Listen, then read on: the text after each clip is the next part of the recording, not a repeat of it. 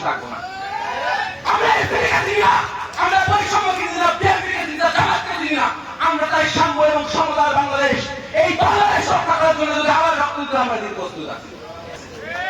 আমরা কি বিশ্বাস করতে পারি আগামী দিনে এই পুলিশ রাজনৈতিক দলের লাঠিয়াল বাড়ি সেটা ব্যবহার হবে না? আমার আপনার প্রতীক হবে, আমার যখনই কোনো বিপদ হবে পুলিশ আমার পাশে এসে দাঁড়াবে। এমনকি কোনো আমরা কোনো ব্যবস্থা কি তৈরি করতে পারছি? কি হলো আমাদের রক্ত দিয়ে?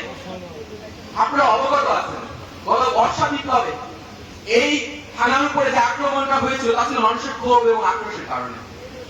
পুলিশ গত 15 বছর না গত 54 বছর ধরে দেশের রাজনীতির বিরুদ্ধে দালালি করেছে।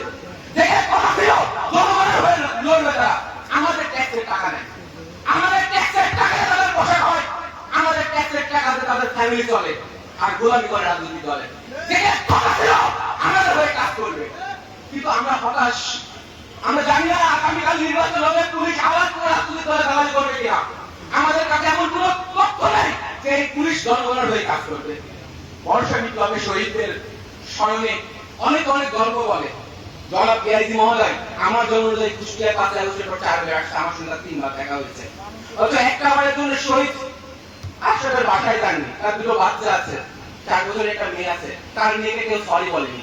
ওই মেয়ে একদিন বড় হবে, ওই মেয়ে একদিন এই থানার সামনে যাবে আর এই পুলিশকে দেখবে আর বলবে এই পুলিশ আমার বাবাকে গুলি করে হত্যা করেছিল। আমাদের কি উচিত ছিল না ওই পরিবারগুলোকে যা সরি বলা? আমরা কি দায় নিতে পারি না? আমরা কি সমগ্র বাংলাদেশ বলতে পারি না যে 5 আগস্টের জন্য আমাদের সবাই দায়বদ্ধতা ছিল?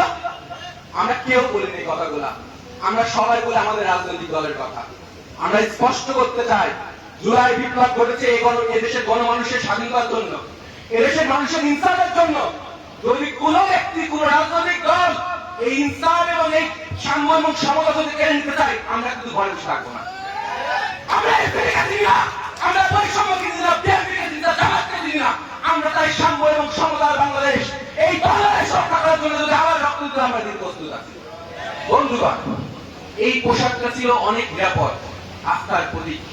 সেই পোশাকটা যারা দিনে দিনে দিনে দিনে আমাদের সৈন্যকে কালপিট তৈরি করে তারা তাদের বিচার চায়। আমরা তাদের বিচার চাই, শুধু শেখ হাসিনা নয়, গত 54 বছর ধরে যারা এই অন্যায়গুলো করতে তাদের সকলের বিচার চাই। আমরা যখন দেখি একজন পুলিশ রাত্রে পাহারা দিয়ে ভোট কারচুপি করায়, আমরা যখন দেখি একজন জেলা প্রশাসক একটা নির্দিষ্ট একটা আওয়ামী লীগের দলের সাধারণ সম্পাদকের দায়িত্ব পালন করে, আমরা ভীত হই, আমরা এই প্রশাসনের কাছে যেতে পারি না। অথচ কথা ছিল জনগণ সবাই যাবে পুলিশের কাছে, কিন্তু সেই পুলিশ আমাদের কাছে ভীত হয়ে দাঁড়াইছে।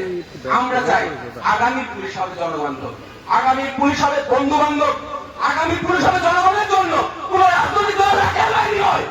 আমরা স্পষ্ট করতে চাই আপনাদের উচিত প্রত্যেকটা শহীদ পরিবারের কাছে যাওয়া। আপনারা মঙ্গল গ্রহ থেকে আসেন, আপনারা আমাদের ভাই, আমাদেরই সন্তান, আমাদেরই বাচ্চা।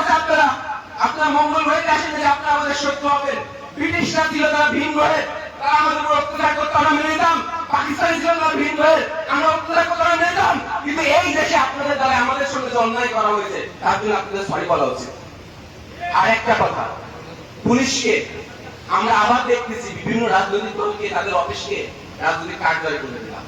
আমরা বিভিন্ন থানায় যখন যাই দেখি রাজনৈতিক নেতারা অফিসের ভিতরে বসে ওদের সঙ্গে এমন ভাবে কথা বলে যেন মনে হয় সে বস আর সে তার কর্মচারী। এটা পরিবর্তন করতে হবে, স্পষ্ট কথা, এটা পরিবর্তন করতে হবে।